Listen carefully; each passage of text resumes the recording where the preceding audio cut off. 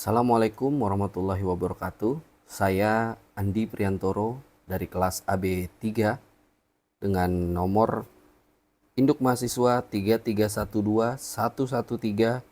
3312113200583. Video ini dibuat untuk memenuhi tugas UAS mata kuliah Public Speaking dengan dosen pengampu kami Dr. Anda Wiwit Damayanti MM.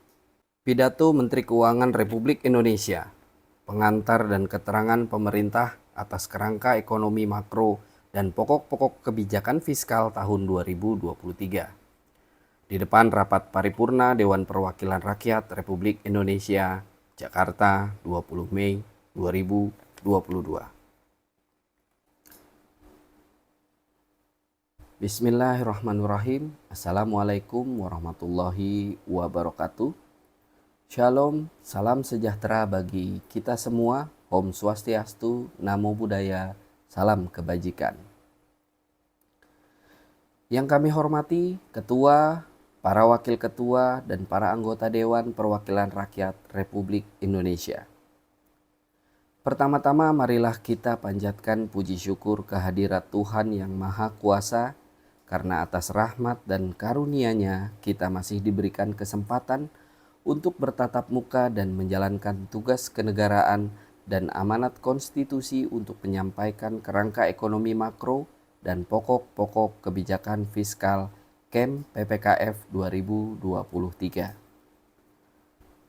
Masih dalam suasana bulan Syawal, izinkan kami mengucapkan selamat Hari Raya Idul Fitri 1443 Hijriah. Mohon maaf lahir dan batin kepada Ibu Ketua dan segenap pimpinan serta seluruh anggota Dewan Perwakilan Rakyat yang kami hormati. Setelah lebih dari 2 tahun dunia dihantam pandemi COVID-19, alhamdulillah saat ini Indonesia mampu mengendalikannya berkat kerjasama, kedisiplinan, sinergi dan kegotong royongan seluruh komponen bangsa. Dengan rendahnya kasus COVID-19 dan akselerasi program vaksinasi yang mencapai 61,5% dosis kedua dan bahkan vaksin tambahan booster serta penerapan protokol kesehatan, alhamdulillah tahun ini lebih dari 84 juta masyarakat dapat kembali menjalankan mudik di Hari Raya Idul Fitri untuk berlebaran dan berkumpul dengan sanak saudara tercinta. Mobilitas masyarakat yang begitu masif di tengah pandemi yang belum berakhir mampu kita kelola secara relatif lancar, aman, selamat, dan semarak. Hal ini tentu mampu merekatkan kembali dan mempertebal tali sosial, sekaligus menggerakkan dan pemulihan ekonomi Indonesia. Ini suatu pencapaian yang tidak gampang dan tidak boleh kita pungkiri. Saat ini masih banyak negara bergulat dengan COVID-19 dan banyak negara yang masih berjuang memulihkan ekonomi. Bahkan ada yang tengah menghadapi krisis ekonomi dan keuangan yang kompleks. Maka nikmat mana lagi yang engkau dustakan? Ibu, Bapak, pimpinan, dan anggota Dewan yang kami muliakan. Pemulihan ekonomi Indonesia yang cukup kuat yang kita jaga bersama dan pengendalian pandemi COVID-19 secara efektif tidak mungkin terjadi dengan sendirinya. Ini merupakan hasil kerja keras dari berbagai upaya luar biasa dari kita bersama pemerintah dan DPR serta segenap unsur masyarakat, akademisi, dan para ahli serta dunia usaha. Sejak awal pandemi bulan Maret 2020, kebijakan ekonomi makro dan kebijakan fiskal memainkan peran yang sangat penting dalam menangani guncangan hebat akibat pandemi dan dampaknya yang multidimensi, kompleks, dan luar biasa. Langkah-langkah darurat dan extraordinary kebijakan ekonomi makro dan fiskal dilakukan secara terorganisir, sistematis untuk tujuan pertama, menyelamatkan jiwa dari ancaman COVID-19 dengan kenaikan dukungan anggaran sangat besar untuk penguatan sarana, prasarana kesehatan, penanganan pasien, obat-obatan, pemberian insentif tenaga kesehatan, termasuk pengadaan vaksin. Kedua, memberikan tambahan secara masif dan signifikan bantalan sosial untuk melindungi masyarakat dari merosotnya daya beli akibat kehilangan pekerjaan dan terhentinya aktivitas ekonomi yang meluas. Ketiga, mendukung dan melindungi dunia usaha, terutama usaha mikro, kecil, dan menengah (UMKM) dari tekanan kebangkrutan akibat pandemi. Keempat, menjaga stabilitas sistem keuangan dari ancaman efek domino akibat kontraksi dan perlemahan ekonomi. Pemerintah mengeluarkan Perpu nomor 1 tahun 2020 yang telah disetujui dan disahkan oleh Ibu Bapak anggota DPR menjadi Undang-Undang nomor 2 tahun 2020 yang memberikan landasan hukum yang kuat agar pemerintah dapat lebih fleksibel, responsif dan antisipatif dalam penanganan pandemi COVID-19 yang sangat diwarnai dengan ketidakpastian. Kebijakan ekonomi makro dan kebijakan fiskal di masa pandemi ditujukan untuk countercyclical dan menahan guncangan atau shock absorber untuk menangani merosotnya sisi permintaan, aggregate demand, maupun sisi supply. Kebijakan fiskal bekerja sangat keras sebagai instrumen utama dan paling depan menangani potensi katastrofi krisis ekonomi dan keuangan. Sebagai konsekuensi, batas atas defisit APBN diizinkan melebihi 3% PDB untuk 3 tahun, yaitu 2020, 2021, dan 2022. Kebijakan fiskal APBN tidak mungkin bekerja sendiri menghadapi tantangan ekonomi yang multidimensi. Diperlukan bauran kebijakan dan sinergi yang kuat dengan Otoritas Moneter Bank Indonesia (BI), Otoritas Jasa Keuangan (OJK), dan Lembaga Penjamin Simpanan (LPS) dalam Forum Komite Stabilitas Sistem Keuangan (KSSK). OJK telah berperan dalam menjaga kesinambungan stabilitas sistem keuangan sekaligus memberikan bantalan kepada dunia usaha melalui program restrukturisasi kredit serta kebijakan strategis lainnya sejak awal pandemi. Sementara Bank Indonesia juga mengambil peran penting dalam mendukung pemulihan ekonomi melalui kebijakan yang akomodatif serta menjaga agar pasar SBN tetap kondusif. Dukungan skema burden sharing baik sebagai standby buyer pada setiap lelang maupun bersama-sama mendukung pembiayaan kebijakan fundamental terbukti ampuh dalam menjaga stabilitas pasar SBN di masa pandemi. Dengan respons dan koordinasi kebijakan yang cepat, masif, dan komprehensif didukung anggaran kebijakan fiskal yang memadai, pandemi dapat tertangani secara efektif dan pemulihan ekonomi mulai berjalan secara merata, baik sisi produksi dan sektoral, daerah, dan dari komponen permintaan antara konsumsi, investasi, dan ekspor. Dengan momentum pemulihan ekonomi tersebut, peranan instrumen fiskal dapat disesuaikan sehingga dapat kembali pulih sehat, terjaga sustainabilitas dan kredibilitas dalam jangka menengah panjang.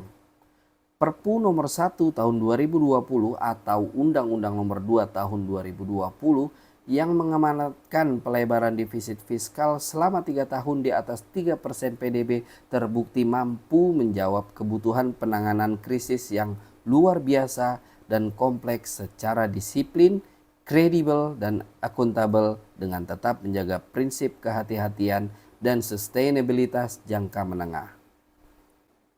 Pemulihan ekonomi menunjukkan tren menguat setelah mampu menjaga pertumbuhan positif 3,7% di tahun 2021.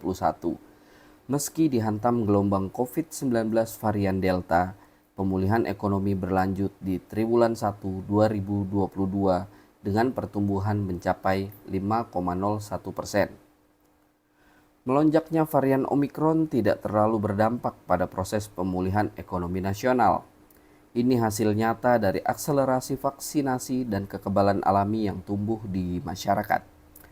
Konsumsi dan investasi terus menunjukkan tren peningkatan disertai pemulihan yang kuat di hampir semua sektor ekonomi termasuk transportasi, akomodasi, dan konstruksi. Selain dua sektor utama yaitu manufaktur dan perdagangan. Indikator PMI Manufaktur Indonesia pada April 2022 masih terus ekspansif pada level 51,9. Sementara itu, kenaikan harga komoditas global mampu mendorong peningkatan surplus neraca perdagangan Indonesia. Secara kumulatif pada triwulan 1 2022, neraca perdagangan tercatat surplus 9,3 miliar US dollar. Pada April 2022, surplus neraca perdagangan Indonesia mencapai 7,6 miliar US dollar. Rekor tertinggi surplus bulanan dalam sejarah. Neraca transaksi berjalan tahun 2022 diperkirakan akan lebih baik dibandingkan tahun 2021. Peningkatan kualitas pemulihan ekonomi juga terlihat dengan membaiknya kondisi ketenagakerjaan serta tingkat kemiskinan. Tingkat pengangguran terbuka (TPT) turun mendekati level pra-pandemi menjadi 5,83% pada Februari 2022 dari 6,26% pada Februari 2021. Sementara, angka kemiskinan nasional juga konsisten menurun.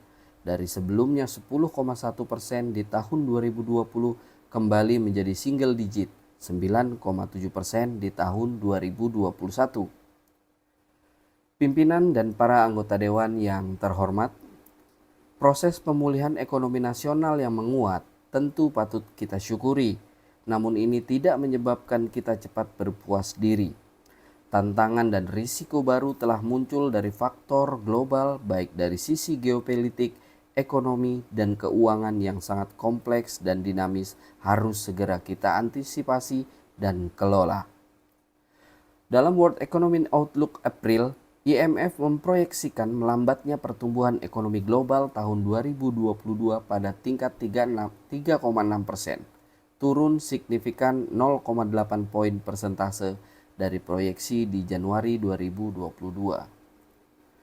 Selain pandemi COVID-19 yang belum sepenuhnya selesai, ada dua tantangan besar lain yang perlu terus kita waspadai dan antisipasi, yaitu lonjakan inflasi global terutama akibat perang Rusia-Ukraina dan percepatan pengetatan kebijakan moneter global, khususnya di Amerika Serikat.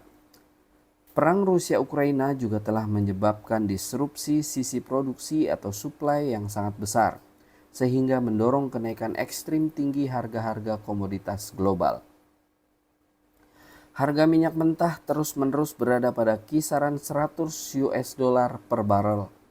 Sejak awal tahun, year to date, harga gas alam naik 127,0%, batu bara naik 137,3%, CPO naik 26,1%, gandum naik 56,5%, dan jagung naik 34,3%. Secara indeks harga pangan dunia telah mengalami kenaikan 145,0% dibanding situasi awal 2020. Tingkat inflasi di Amerika Serikat yang sangat tinggi yaitu 8,4%, tertinggi dalam 40 tahun terakhir, menjadi ancaman nyata bagi pemulihan ekonomi Amerika Serikat dan bahkan ancaman dunia. Bank Sentral Amerika Serikat, The Fed, akan melakukan percepatan pengetatan moneter. Saat ini kenaikan suku bunga acuan diperkirakan dapat terjadi hingga 7 kali di tahun 2022 dan berpotensi diikuti dengan kontraksi balance sheet yang menyebabkan lebih ketatnya kondisi likuiditas global. Sementara itu, sejak awal 2021 sampai dengan Maret 2022, sejumlah negara berkembang G20 seperti Brazil, Meksiko, dan Afrika Selatan telah menaikkan suku bunga acuannya secara sangat signifikan. Spillover effect dari pengetatan kebijakan moneter dan likuiditas global ini harus kita waspadai, khususnya terhadap kenaikan cost of fund untuk pembiayaan baik APBN maupun sektor korporasi di tengah fase pemulihan ekonomi yang masih awal dan masih rapuh. Pergeseran risiko, tantangan inflasi, dan pengetatan moneter ini menimbulkan situasi pilihan kebijakan policy trade-off yang sangat sulit yang dihadapi oleh semua negara di dunia.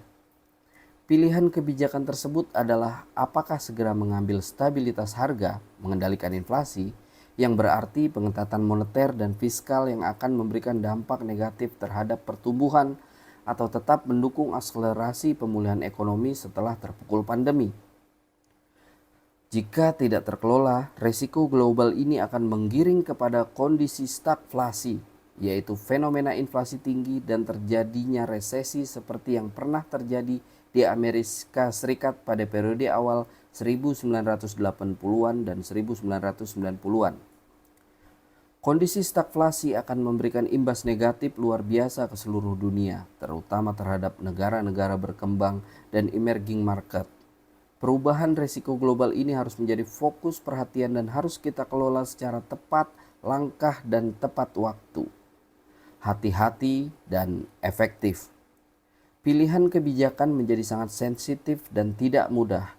Namun dengan berbekal kebersamaan dan keberhasilan kita semua, pemerintah pusat dan daerah, MPR, DPRD, DPD, legislatif, yudikatif, institusi lainnya, masyarakat, akademisi, dan dunia usaha. Dalam mengelola pandemi yang begitu sulit, kita berharap dan sekaligus percaya bahwa Indonesia akan mampu menghadapi tantangan baru yang berbeda dan sangat kompleks ini. Dalam mengantisipasi eskalasi risiko global, terutama dalam menghadapi 3 potensi krisis, krisis pangan, krisis energi, dan krisis keuangan, Sekretariat Jenderal Perserikatan Bangsa-Bangsa atau PBB bahkan telah membentuk Global Crisis Response Group (GCRG) yang mengidentifikasi 3 potensi krisis tersebut. Krisis seperti ini sama seperti pandemi COVID-19, tidak mungkin diselesaikan secara individual oleh satu negara manapun, betapapun superpower posisi mereka. Kerjasama global menjadi keharusan. Indonesia terpilih menjadi bagian dari 6 negara-negara champion GCRG tersebut, dan tentunya kesempatan ini dapat dimanfaatkan dengan optimal untuk mengusung agenda-agenda kerjasama global yang juga sangat strategis bagi kepentingan perekonomian domestik. Dalam forum G20, eskalasi risiko ekonomi global juga telah menjadi salah satu fokus perhatian. Presidensi Indonesia mendorong adanya solusi nyata secara kolektif untuk mengatasi berbagai potensi krisis tersebut. Pimpinan dan para anggota dewan yang terhormat, kenaikan harga komoditas global telah berdampak pada naiknya harga-harga di dalam negeri, terutama energi dan pangan. Hal ini dapat dilihat pada tekanan inflasi yang mulai meningkat akhir-akhir ini. Meskipun faktor musiman yaitu bulan Ramadan dan perayaan Hari Raya Idul Fitri juga turut memberikan andil terhadap kenaikan harga. Inflasi April 2022 tercatat 3,5%, lebih tinggi dibandingkan Maret 2022. Bila dibandingkan negara-negara G20 seperti Amerika Serikat 8,3%, Inggris 9,0%, Turki 70,0%, Argentina 58,0%, Brazil 12,1%, dan India 7,8%, tekanan inflasi di Indonesia masih jauh lebih rendah. Tekanan inflasi di Indonesia tidak setinggi di negara-negara tersebut karena kenaikan harga energi global diredam oleh APBN shock absorber, yang konsekuensinya menyebabkan kebutuhan belanja subsidi energi dan kompensasi meningkat tajam. Dalam kondisi pemulihan ekonomi dan kesejahteraan yang masih awal dan rapuh, ketersediaan dan keterjangkauan harga energi dan pangan menjadi sangat krusial untuk menjamin daya beli masyarakat dan menjaga keberlanjutan proses pemulihan ekonomi nasional. Terkait potensi transmisinya ke sektor keuangan, pemerintah dalam hal ini diwakili oleh Kementerian Keuangan bersama dengan anggota KSSK lainnya yaitu BI, OJK, dan LPS berkomitmen untuk memperkuat koordinasi dan sinergi dalam menjaga stabilitas sistem keuangan. Sampai dengan saat ini, kondisi sektor keuangan nasional masih relatif stabil. fungsi intermediasi perbankan mulai meningkat, tercermin pada peningkatan pertumbuhan penyaluran kredit. Sementara itu, tingkat kecukupan modal (CAR) juga tinggi dengan likuiditas yang masih memadai. Cadangan devisa nasional juga masih memadai dan diharapkan dapat memberikan ruang bagi Bank Indonesia untuk menjaga stabilitas harga dan nilai tukar serta momentum pemulihan ekonomi nasional. Ibu, Bapak, para pimpinan dan anggota dewan yang kami muliakan, keberlanjutan proses penguatan pemulihan ekonomi nasional perlu terus dijaga untuk memperkuat fondasi ekonomi dan akselerasi tingkat pertumbuhan ekonomi. Selain itu, upaya lebih lanjut untuk mengakselerasi pertumbuhan ekonomi yang lebih inklusif juga sangat penting untuk pencapaian sasaran pembangunan jangka menengah, panjang, agar Indonesia dapat keluar dari jebakan kelas menengah (middle income trap). Oleh karena itu, struktur perekonomian nasional dan tingkat produktivitas nasional perlu diperkokoh melalui percepatan transformasi ekonomi. Akselerasi agenda reformasi struktural pasca pandemi COVID-19 mutlak diperlukan melalui peningkatan kualitas SDM, pembangunan infrastruktur, dan reformasi birokrasi dan regulasi.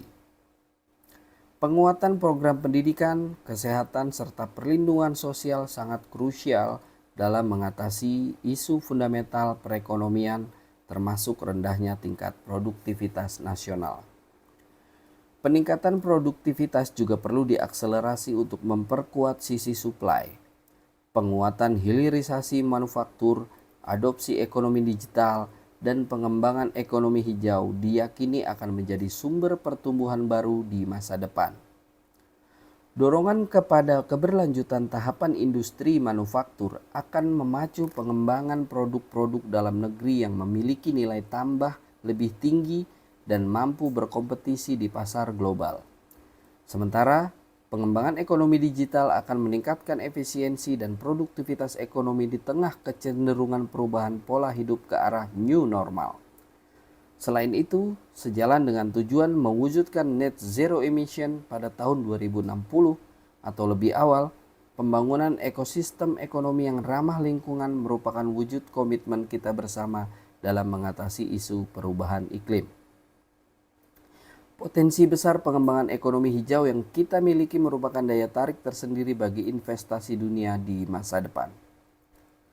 Dengan mempertimbangkan berbagai risiko dan potensi pemulihan ekonomi nasional di tahun depan, pemerintah mengusulkan kisaran indikator ekonomi makro yang digunakan sebagai asumsi dasar penyusunan RAPBN 2023 sebagai berikut.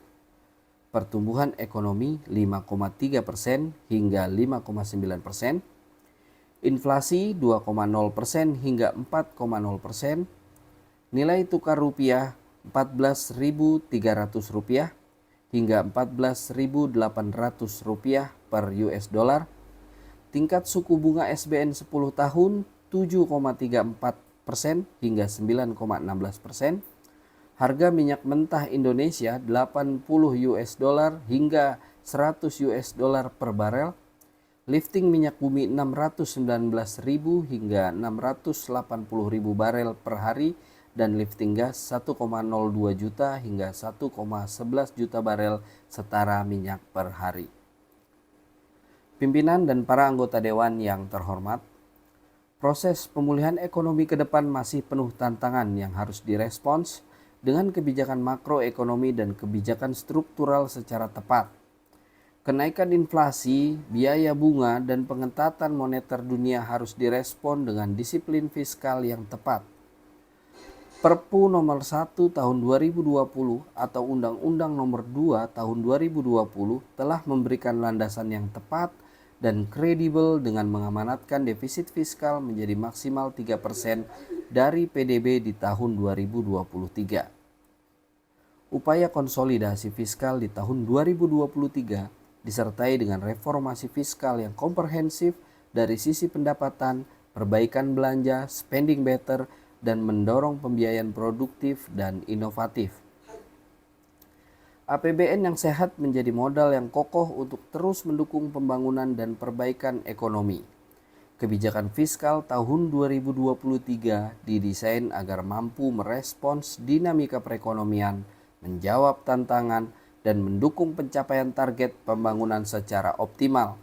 Selaras dengan hal tersebut, maka tema kebijakan fiskal tahun 2023 difokuskan pada peningkatan produktivitas untuk transformasi ekonomi yang inklusif dan berkelanjutan. Tema kebijakan fiskal tersebut selaras dengan tema Rencana Kerja Pemerintah RKP tahun 2023. Berdasarkan tema kebijakan fiskal tahun 2023 tersebut, strategi yang ditempuh pemerintah adalah: pertama, memfokuskan anggaran untuk penguatan kualitas SDM, akselerasi pembangunan infrastruktur, reformasi birokrasi dan regulasi, revitalisasi industri dan mendorong pembangunan ekonomi hijau. Kedua, meningkatkan efektivitas transformasi ekonomi didukung dengan reformasi fiskal yang holistik melalui mobilisasi pendapatan untuk pelebaran ruang fiskal, konsistensi penguatan spending better untuk efisiensi dan efektivitas belanja, serta terus mendorong pengembangan pembiayaan yang kreatif dan inovatif. Kebijakan pendapatan negara diarahkan untuk mendorong optimalisasi pendapatan dengan tetap menjaga iklim investasi dan keberlanjutan dunia usaha serta kelestarian lingkungan. Hal ini ditempuh dengan menjaga efektivitas reformasi perpajakan atau UU HPP, mendorong agar sistem perpajakan lebih sehat dan adil sehingga dapat mendorong perluasan basis pajak serta peningkatan kepatuhan wajib pajak. Melalui implementasi Undang-Undang HPP yang efektif, maka rasio perpajakan akan meningkat. Sementara itu, optimalisasi PNBP juga dilakukan dengan peningkatan inovasi layanan dan reformasi pengelolaan aset. Berbagai kebijakan tersebut akan mendorong peningkatan rasio pendapatan negara tahun 2023. Kebijakan belanja negara diarahkan untuk menghasilkan output atau outcome yang berkualitas, memberi manfaat yang nyata bagi masyarakat dan perekonomian serta dapat mendorong kondisi ke arah yang lebih baik. Sejalan dengan hal tersebut, maka penguatan spending better secara konsisten akan dilakukan. Belanja negara bukan hanya diarahkan untuk mendorong pertumbuhan ekonomi semata, tetapi juga untuk melakukan pemerataan pembangunan, pengentasan kemiskinan, pengurangan kesenjangan, perluasan kesempatan kerja, peningkatan produktivitas, serta peningkatan daya beli masyarakat. Untuk itu, kebijakan belanja negara akan difokuskan pada peningkatan kualitas sumber daya manusia, percepatan pembangunan infrastruktur, penguatan implementasi reformasi birokrasi, mendukung revitalisasi industri dan pembangunan ekonomi hijau. Sementara itu, untuk antisipasi ketidakpastian, dibutuhkan strategi mitigasi risiko yang lebih solid dengan mendorong implementasi automatic stabilizer. Sejalan dengan tujuan-tujuan tersebut, pemerintah terus mendorong penguatan spending better menjadi komitmen bersama. Hal ini dilaksanakan melalui penghematan belanja barang, penguatan belanja modal, reformasi belanja pegawai, peningkatan efektivitas termasuk ketepatan sasaran belanja bantuan sosial dan subsidi, serta penguatan kualitas transfer ke daerah dan dana desa. Pimpinan dan para anggota dewan yang terhormat, sebagai konsekuensi atas kebijakan fiskal yang ekspansif dan terukur, maka postur APBN tahun 2023 masih akan defisit.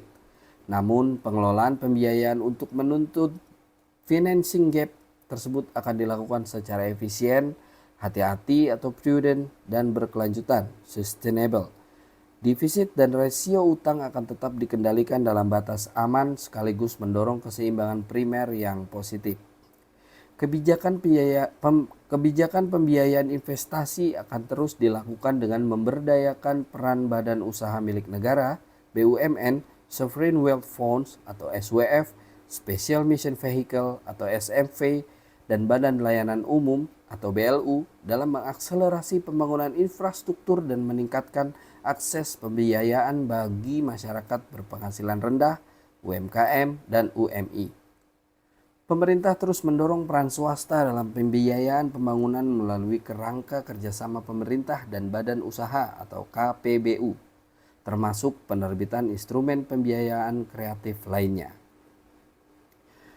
Melalui akselerasi pemulihan ekonomi, reformasi struktural, dan reformasi fiskal, maka diharapkan kebijakan fiskal 2023 tetap efektif mendukung pemulihan ekonomi namun tetap sustainable.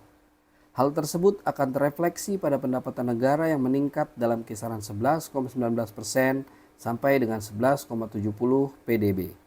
Belanja negara mencapai 13,80% sampai dengan 14,60% PDB, serta keseimbangan primer yang mulai bergerak menuju positif dari kisaran minus 0,46% sampai dengan minus 0,65% PDB. Selain itu, defisit juga diarahkan kembali di bawah 3% antara minus 2,61% sampai dengan minus 2,90% PDB. Dan rasio utang tetap terkendali dalam batas manageable di kisaran 40,58% sampai dengan 42,42% PDB. Dengan pengelolaan fiskal yang sehat disertai dengan efektivitas stimulus kepada transformasi ekonomi dan perbaikan kesejahteraan rakyat, tingkat pengangguran terbuka tahun 2023 dapat ditekan dalam kisaran 5,3% hingga 6,0%. Angka kemiskinan dalam rentang 7,5% hingga 8,5%, rasio Gini dalam kisaran 0,375 hingga 0,378%, serta indeks pembangunan manusia dalam rentang 73,31 hingga 73,49. Selain itu, nilai tukar petani atau NTP dan nilai tukar nelayan atau NTN juga ditingkatkan untuk mencapai kisaran masing-masing 103 sampai 105 dan 106 sampai dengan 107. Pimpinan dan para anggota dewan yang terhormat, dalam rangka mencapai tujuan pembangunan, kerjasama internasional juga memegang peranan penting dalam proses pengambilan keputusan perekonomian secara global. Presidensi G20 Indonesia tahun ini memegang peranan strategis dalam mengarahkan kebijakan perekonomian global dan mendorong sejumlah agenda strategis internasional, walaupun dihadapkan pada situasi geopolitik yang sangat menantang. Konferensi tingkat tinggi G20 yang akan dilaksanakan pada bulan November tahun ini menjadi momentum untuk memimpin pemulihan ekonomi global dan mengangkat kepentingan nasional Indonesia dan negara berkembang dalam forum multilateral. Peran penting Indonesia di dunia internasional, terutama di kawasan, menjadi semakin strategis dengan kepemimpinan Indonesia sebagai ASEAN Chairmanship tahun 2023. Untuk memastikan kepemimpinan Indonesia di kawasan yang lebih kuat dan strategis, maka kita harus mendorong pemulihan ekonomi di kawasan serta kebersamaan untuk keluar dari krisis menuju perekonomian di kawasan yang lebih kuat dan tangguh.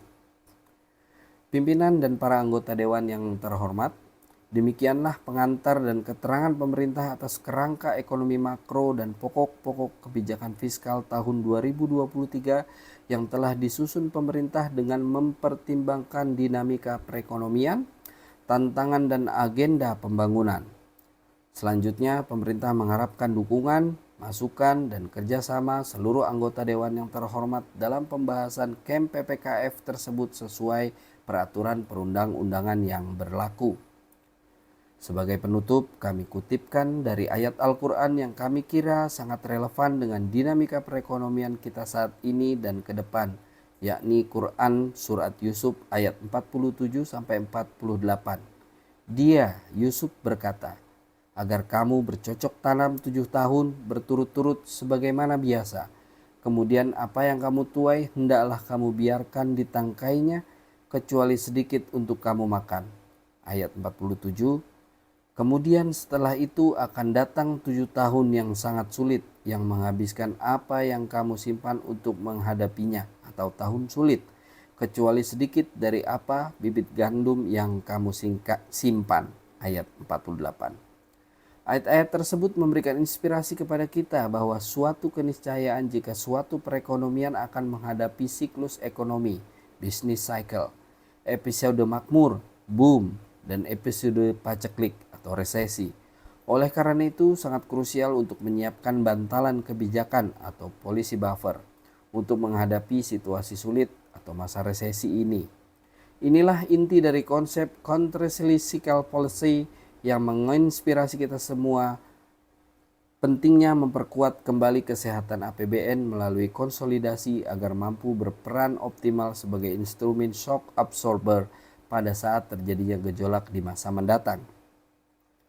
Semoga Allah Subhanahu wa Ta'ala senantiasa memberikan bimbingan dan perlindungannya untuk dapat melewati masa-masa sulit sekarang ini. Semoga kita diberikan kekuatan untuk dapat melaksanakan tugas dan amanah melayani seluruh rakyat Indonesia dalam upaya menuju bangsa yang berdaulat, maju, adil, dan makmur. Amin. Wallahu muwaffiq ala aqwamit thoriq. Wassalamualaikum warahmatullahi wabarakatuh. Om Santi Santi Om. Namo Buddhaya. Jakarta 20 Mei 2022 atas nama Pemerintah Republik Indonesia, Menteri Keuangan Sri Mulyani Indrawati.